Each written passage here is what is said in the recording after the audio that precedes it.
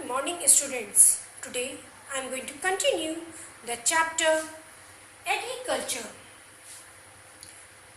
Now, what is the contribution of agriculture to national economy, employment and output? Agriculture provided employment and livelihood to 63% of the population in 2001. It has been the backbone of Indian economy. It shares gross domestic production and has shown a decline trend from 1951. This declining trend of agriculture in GDP is a matter of great concern because this will lead to decline of various other fields of economy.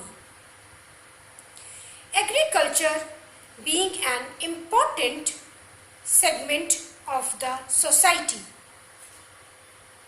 Our government made sincere efforts to modernize it. In order to improve Indian agriculture, the government established the Indian Council of Agricultural Research, agriculture universities, horticulture department, research and development in the meteorology and weather forecast were given special importance. Improvement in the rural infrastructure was also given top priority. It can be observed from the GDP growth rate has been increasing over the years. It is alarming to know that the growth rate in agriculture is decreasing. The Indian farmers are facing stiff competition in the international market. The situation of Indian agriculture is quite grim. The Indian government is reducing public investment in various segments like irrigation, market, roads and mechanization. Subsidy on fertilizers has been reduced. Still, the production has increased. But reduction in the import duties on agriculture products has also proved to be harmful to Indian agriculture. As a result, employment in agriculture is falling as the farmers are reluctant to invest in the field. Now, role of the government.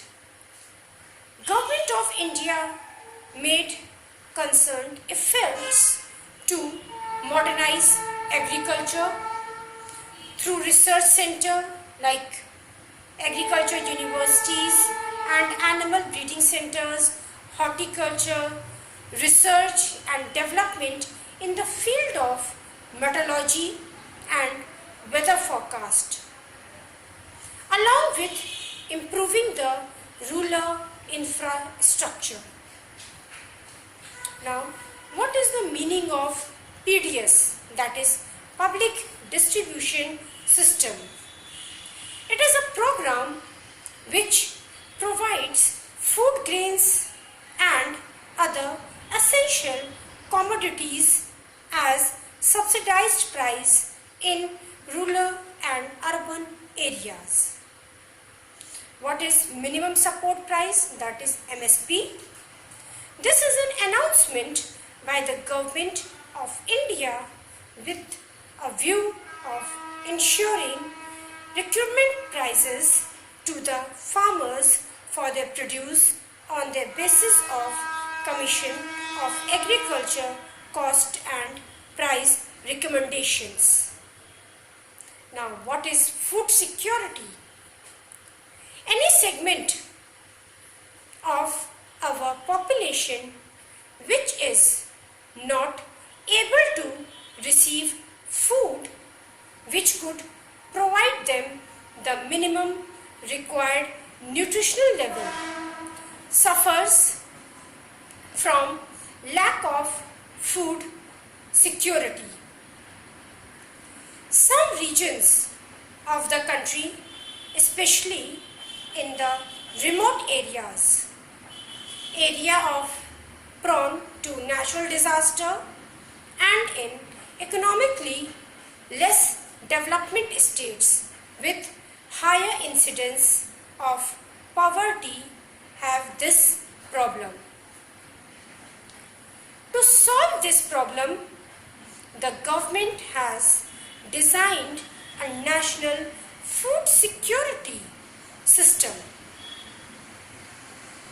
It consists of two components, that is buffer stock and PDS. PDS, that is Public Distribution System, provides essential items to rural and urban areas. By maintaining a buffer stock of these items, the buffer stock is maintained by the Food Corporation of India, that is FCI, which produces fair average quality of food grains from farmers at a minimum support price fixed by the government at the start of growing season.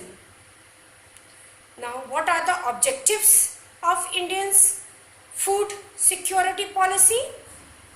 Ensures availability of food grains to the common people. Available food grains should be at an affordable price. Enable the poor to have access to food. Growth in agriculture production. Fixing the support price for procurement of wheat and rice to maintain their stocks. Now, what type of challenges they face in food security? In the recent years, cultivation of fruits, vegetables, oilseeds and industrial crops is grown on more areas. This leads the reduction in the area of pulses and cereals. Declining food production puts a big question on the future food security. Net sown area has been come down because of non-agriculture use of land such as housing, etc. Productivity of land has also started declining because of growing use of fertilizers, pesticides and insecticides. Land degradation is also a major challenge before obtaining food security for whole population. Free power to some farmers led intensive irrigation by big farmers, which reduces water in natural aquifers as well. This has put the marginal and small farmers out of cultivation. Small farmers pay high prices for inputs like HYV seeds, fertilizers, etc. but cannot fix the prices for these advantages because more supply in the market by big farmers reduces prices. So, no food security is possible without the security of small farmers. Overuse of fertilizers and water led to water logging, salinity of soil, and depletion of essential soil micronutrients. The high minimum support price subsidizes in inputs and committed FCI purchase have destroyed the cropping pattern. Wheat and paddy crops are being grown more for the MSP they get. Punjab and Haryana are foremost example of that. This has created a serious imbalance in intercropping parties. Self-sufficient in food grain production can be achieved with a proper agriculture infrastructure like better irrigation facilities and electrical power, credit facilities to farmers, and appropriate encouragement for the use of modern agricultural practice. Instead of concentrating on rice or wheat, food crops with a better growth potential in that area must be encouraged. Agriculture reforms are required for improvement in the production in this sector. Creation of necessary infrastructure like irrigation, facilities, availability of electricity, etc. may also attract private investment in agriculture. Now you have to write question and answers in your fair copy. Explain the role of government on agriculture. Explain the objective of India's food security policy. What are the challenges to obtain food security?